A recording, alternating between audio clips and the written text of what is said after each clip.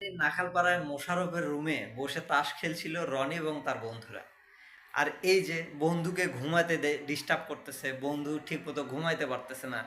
এই ডিস্টার্বে সে এতটা বেশি বিরক্ত হয়ে গেছে যে শেষমেশ সে ছুরিকাঘাত করে দিছে, দিয়ে একজন অলরেডি নিহত হয়েছে এবং তাকে অবশ্যই পুলিশ পাকড়াও করে নিয়ে গেছে থানায়। এখন এখান থেকে বোঝার বিষয়টা হচ্ছে যে আমাদের ফ্রেন্ড সার্কেলের মধ্যে কিন্তু এরকম হয় যে ধরেন একজন ঘুমাইতে গেছে, হুম, আর বাকি সবাই হয়তো আড্ডা দিচ্ছে, খেলতেছে।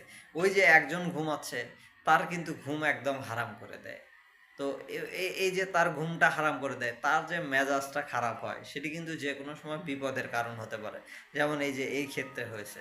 তা আমার মনে হয় যে আমাদের ফ্রেন্ড সার্কেলের মধ্যে যারা এরকম আছেন যে বন্ধুদেরকে বেশি বেশি বিরক্ত করেন, তারা কিন্তু একটু সাবধান হয়ে থাকেন এবং এমন অপ্রত্যাশিত ঘটনা যেন না ঘটে সেটি আমাদের সবার কাম্য। এবং আপনার সাথে যদি এরকম কিছু ঘটে থাকে বা আপনার যদি কোনো এক্সপিরিয়েন্স থেকে থাকে, অবশ্যই কমেন্টে লিখে পাঠাবেন।